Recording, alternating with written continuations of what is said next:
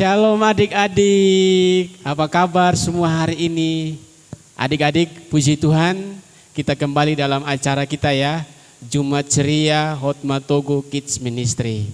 Adik-adik, Om Iman ajak kita semua untuk memuji Tuhan, menyembah Tuhan, bahkan mendengarkan cerita firman Tuhan ya adik-adik. Nah, adik-adikku yang ada di rumah, sebelum kita memulai ibadah kita ini, mari adik-adik yang ada di rumah, kita lipat tangan kita, tutup mata kita dan kita berdoa. Om Iman akan pimpin kita di dalam doa. Mari kita berdoa. Tuhan Yesus yang baik, kami mengucap syukur untuk kasih setiamu dalam hidup kami. Terima kasih Tuhan Yesus, Engkau boleh lagi menuntun kami ya Tuhan. Kalau kami ada sampai hari ini itu semua karena pertolongan Tuhan, anugerah Tuhan yang luar biasa. Terima kasih Tuhan Yesus, kami siap memuji Tuhan, kami siap untuk menyembah Tuhan, kami siap untuk mendengarkan cerita firman Tuhan. Terima kasih Tuhan Yesus, di dalam nama Tuhan Yesus kami berdoa dan mengucap syukur. Haleluya, amin. Adik-adik, kita mau memuji Tuhan. Oleh karena itu adik-adik yang ada di rumah, mari kita bangkit berdiri, kita mau bersuka cita memuji Tuhan. Kita katakan, Yesus disalib karena cinta saya.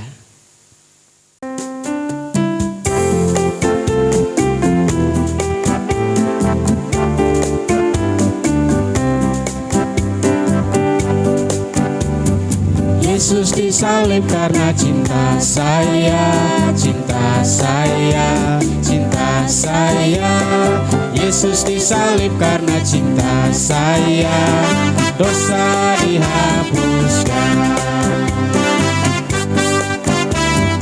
Yesus disalib karena cinta kamu, cinta kamu, cinta kamu. Yesus disalib karena cinta kamu, dosa dihapuskan.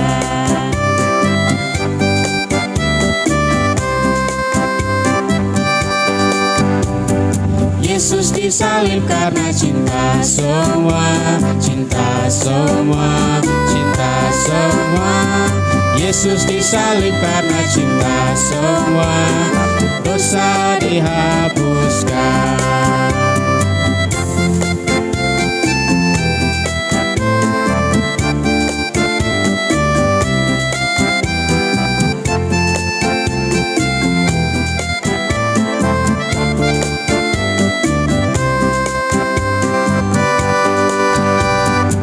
Yesus disalib karena cinta saya, cinta saya, cinta saya. Yesus disalib karena cinta saya, dosa dihapuskan. Yesus disalib karena cinta kamu, cinta kamu, cinta kamu. Yesus disalib karena cinta kamu, dosa dihapuskan. Yesus disalib karena cinta semua, cinta semua, cinta semua. Yesus disalib karena cinta semua, dosa dihapuskan, dosa dihapuskan, dosa dihapuskan.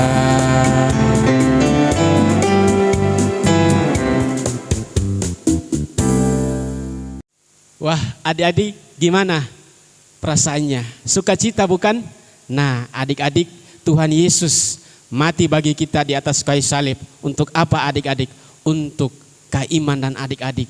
Adik-adik, oleh karena itu, mari kita siapkan hati kita. Kita mau mendengarkan cerita firman Tuhan yang akan disampaikan oleh Tante Cherry. Adik-adik yang ada di rumah dengan sikap menyembah kepada Tuhan, berdoa kepada Tuhan. Oleh karena itu mari kita pujikan pujian ini. Firman Tuhan ku dengar.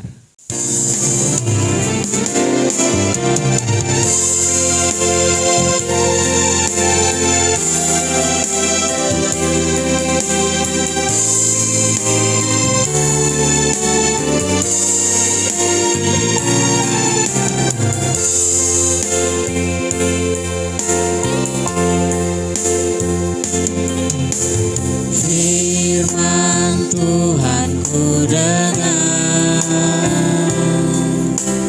ku tanam di hatiku.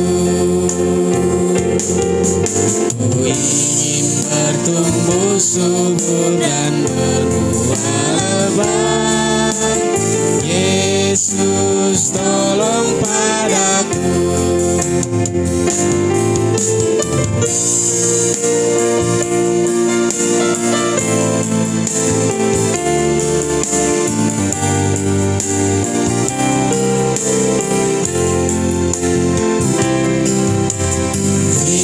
Firman Tuhan ku dengar, ku tanam di hatiku. Ku ingin bertumbuh subur dan berbuah lebat. Yesus tolong padaku. Ku ingin bertumbuh subur dan berbuah lebat. Yesus tolong padaku. Ku ingin bertumbuh subur dan berbuah lebat. Yesus tolong padaku.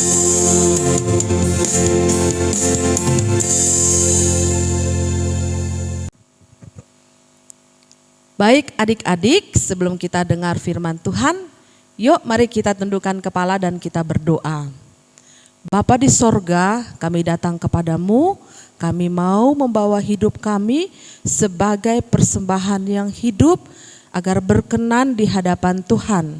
Sucikan dan kuduskanlah hati kami Bapa saat kami mendengarkan firman-Mu. Tuhan jamah hati kami, biarlah firman hari ini memberkati kami semua. Di dalam nama Yesus kami berdoa. Amin. Baik adik-adik yang dikasihi oleh Tuhan. Nah hari ini Tante mau bercerita.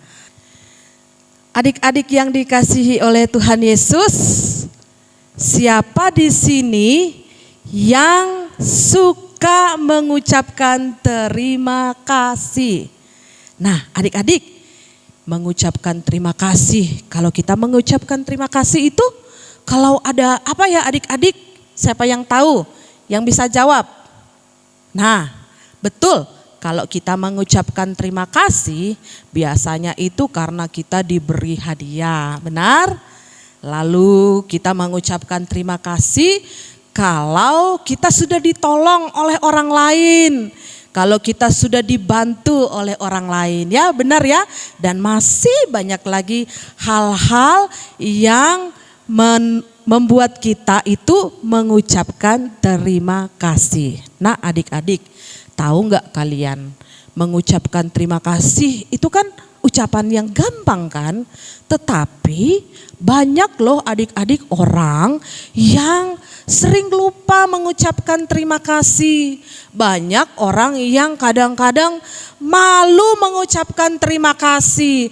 Bahkan nih adik-adik, ada orang yang gak mau loh sama sekali mengucapkan terima kasih. Tante sering kalau belanja ke pasar, Tante selalu mengucapkan terima kasih kepada penjual gitu ya. Setelah barangnya diambil, dibayar, lalu Tante mengucapkan terima kasih Bu, terima kasih Pak gitu ya.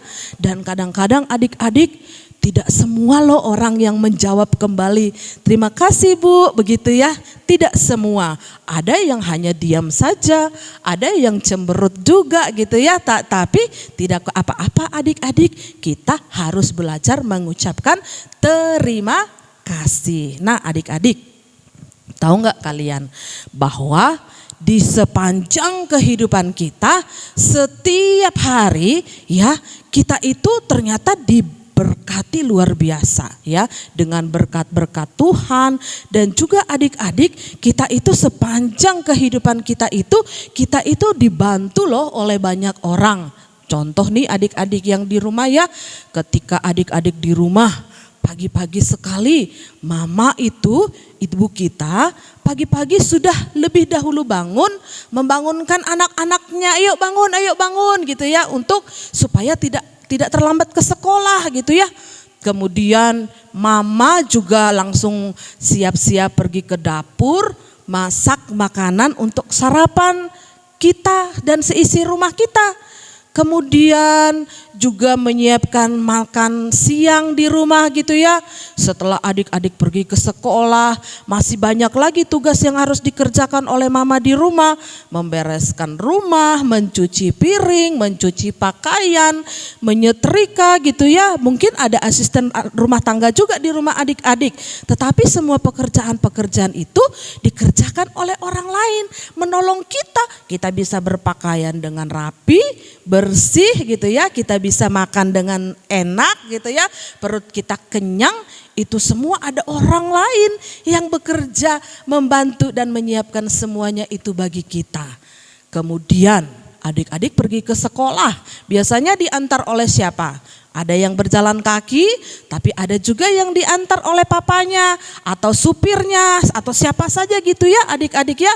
Dan juga adik-adik, ada orang lain juga yang sudah menolong kita. Contoh nih yang lain ya, ada petani. Nah, bapak dan ibu petani, mereka itu membantu kita luar biasa loh adik-adik. Mereka itu rela panas-panas, capek gitu ya, berkotor-kotor di ladang, menanam sayur, menanam buah-buahan, kemudian dijual ke pasar, lalu kita bisa beli semua itu ya. Kita tidak perlu bercapek-capek, berlelah-lelah, berkotor-kotor, tapi kita tinggal beli, bayar, lalu kita bawa ke rumah dan kita tinggal masak dan makan ya. Jadi adik-adik, bukan hanya itu lagi, bukan itu saja loh adik-adik. Ternyata ada lagi nih ya, hal-hal yang luar biasa yang kita alami. Berkat Tuhan ya, nafas hidup yang kita hirup itu kita tidak perlu bayar loh, gratis loh adik-adik.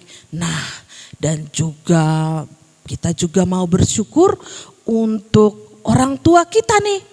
Orang tua kita yang juga diberikan pekerjaan gitu ya. Nah adik-adik, kalau semua itu ya, semua yang kita terima itu harusnya kita mengucapkan terima kasih.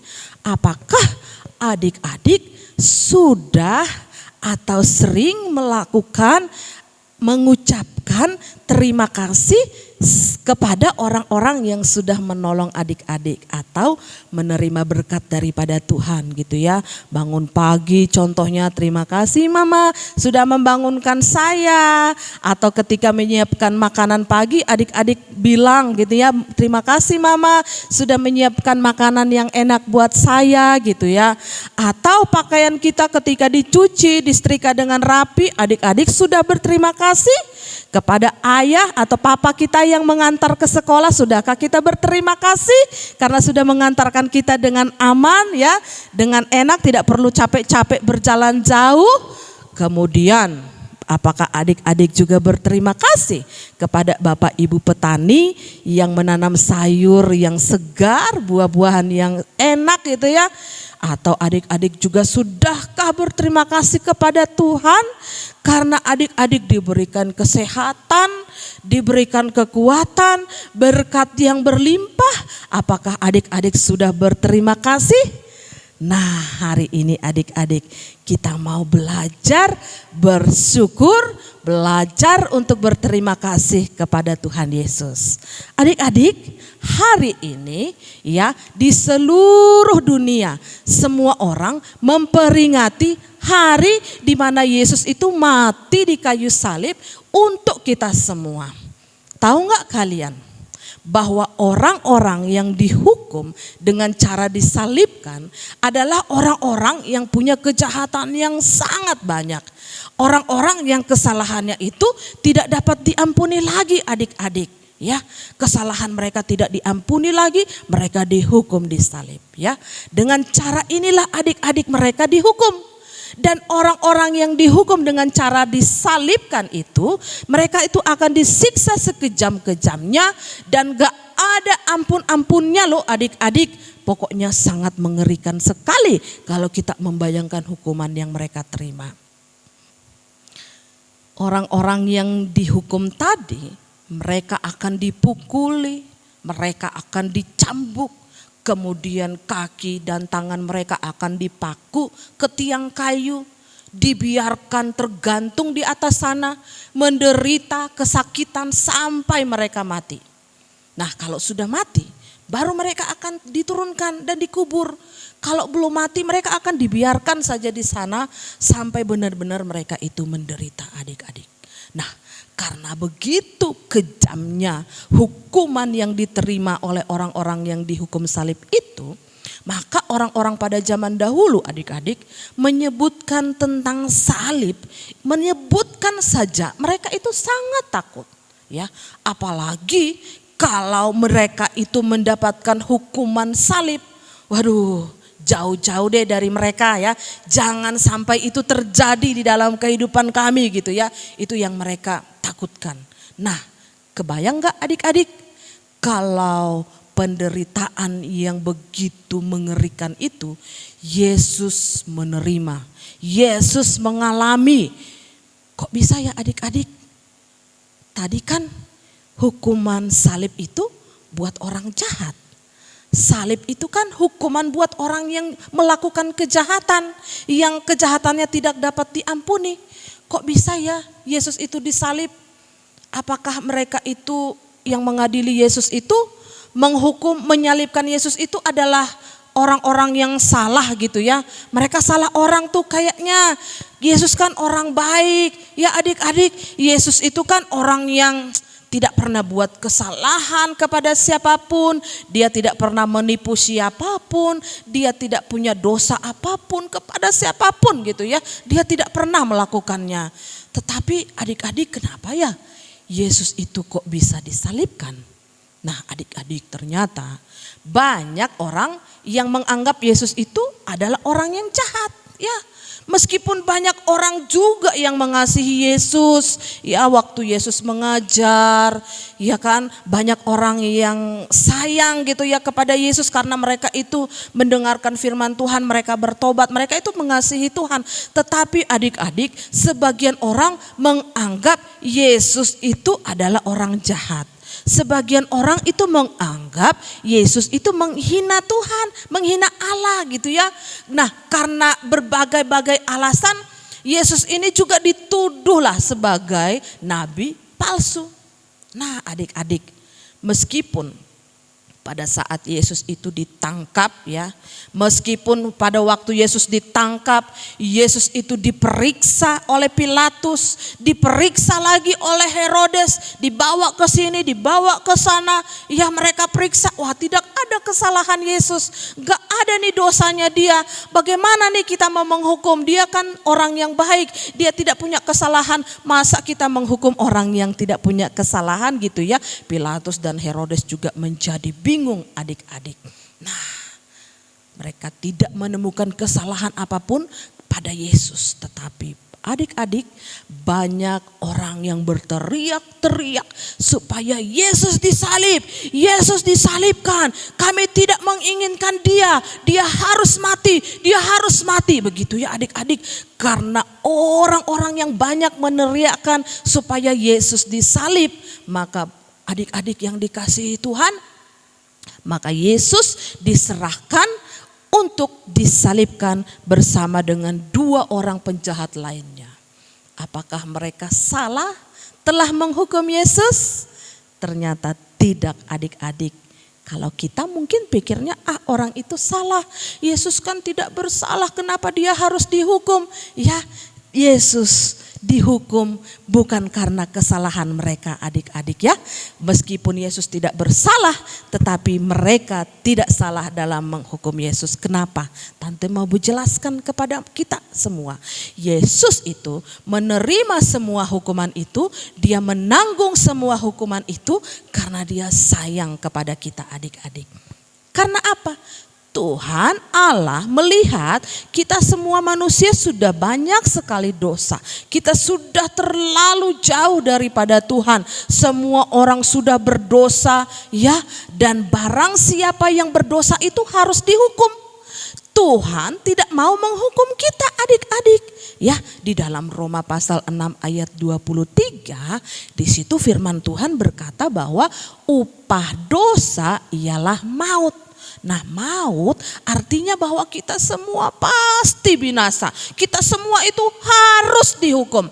Nah, karena Tuhan sayang kepada kita semua, maka Tuhan itu tidak mau kita dihukum. Tuhan memutuskan untuk mengutus Yesus menjadi penyelamat bagi kita semua. Nah, menjadi penyelamat itu adik-adik berarti harus berkorban untuk kita semua. Yesus harus berkorban bagi semua orang yang ada di bumi ini ya. Karena Tuhan tahu bahwa adik-adik dan saya tidak sanggup untuk menyelamatkan diri kita. Tidak bisa adik-adik mau beribadah banyak-banyak, mau berdoa banyak-banyak supaya dosa kita diampuni. Itu tidak akan bisa menghapus dosa kita adik-adik. Kita tidak bisa menyelamatkan diri kita. Maka Yesuslah satu-satunya yang sanggup menolong kita. Hanya Yesus satu-satunya yang bisa menyelamatkan kita. Maka itu adik-adik, Yesus itu rela ya.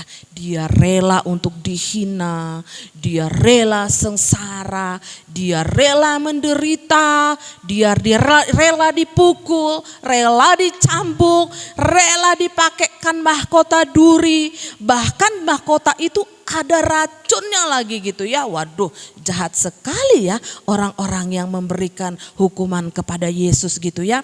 Dia harus pikul salibnya sendiri yang begitu berat. Dia harus berjalan jauh menuju kepada tempat yang namanya Golgota, di mana tempat itu Yesus akan disalibkan ya. Di sanalah adik-adik Yesus itu rela mati bagi kita semua. Semua ini Tuhan lakukan karena apa? Karena Yesus sangat mengasihi kita semua. Adik-adik, kita harusnya bersyukur kepada Tuhan.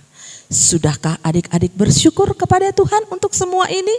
Bersyukur, berterima kasih kepada Tuhan karena Yesus sudah mati bagi kita? Apakah adik-adik sudah pernah berterima kasih untuk ini semua?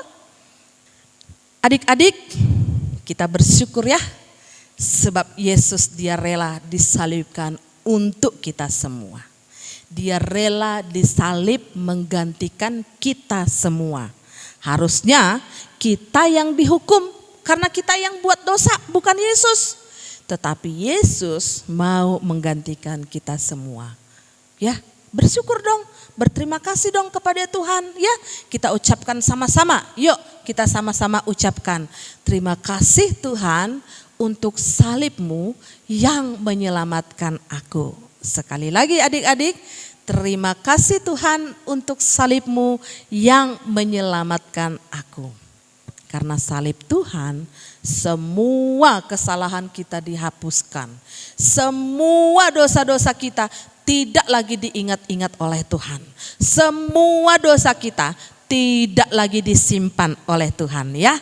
Nah adik-adik, kalau Yesus begitu mengasihi kita, apa sikap kita sebagai anak yang telah ditebus Tuhan? Mari adik-adik, kita mau berjanji kepada Tuhan. Tuhan, aku mau jadi anak yang baik ya. Karena aku bersyukur bahwa Tuhan sudah mati buat saya. Kita mau janji kepada Tuhan, Tuhan saya mau jadi anak yang taat Tuhan. Saya mau jadi anak yang mengasihi Tuhan seumur hidup saya. Karena Yesus sudah memberikan hidupnya, mati di kayu salib untuk saya, maka saya juga harus memberikan hidup saya kepada Tuhan Yesus. Nah adik-adik, mari di hari Jumat Agung ini, di mana kita memperingati hari kematian Yesus, Tante mau ajak kita semua adik-adik, kita mau bersyukur, berterima kasih untuk salib Yesus, untuk salib yang menyelamatkan kehidupan kita, untuk salib yang menebus semua dosa-dosa kita. Adik-adik, mari tutup mata kita, tundukkan kepala. Tante mau berdoa buat kita semua yang ada di rumah, buat semua adik-adik yang sudah mendengarkan cerita hari ini. Tuhan Yesus yang baik, terima kasih Tuhan untuk salib-Mu. Terima kasih untuk salib-Mu yang menyelamatkan kami. Terima kasih Engkau yang sudah rela menderita untuk kami. Kami yang harusnya dihukum, kami harus binasa oleh karena dosa-dosa kami. Tetapi Tuhan sudah menggantikan itu semua untuk kami. Terima kasih Tuhan untuk cinta-Mu yang besar buat kami anak-anak-Mu. Terima kasih untuk pengorbanan-Mu yang besar buat kami Bapa. Dan hari ini ketika kami dengar firman Tuhan ini, kami berjanji kepada Tuhan bahwa kami akan menjadi anak-anak yang setia kepadamu mulai hari ini sampai kami besar nanti, sampai kami tua nanti, bahkan sampai kami mati nanti. Kami ingin menjadi pengikut-Mu yang setia. Terima kasih Tuhan Yesus yang baik. Hanya di dalam nama Tuhan Yesus kami berdoa. Amin.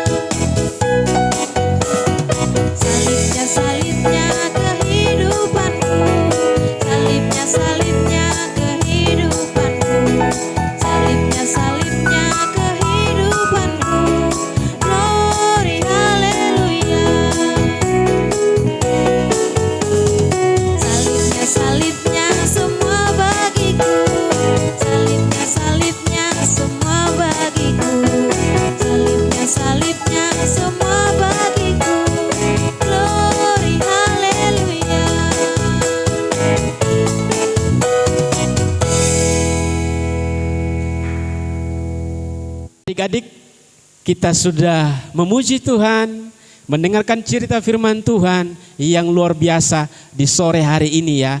Adik-adik, siapa yang diberkati? Adik-adik, Kak Iman pun diberkati oleh cerita firman Tuhan hari ini.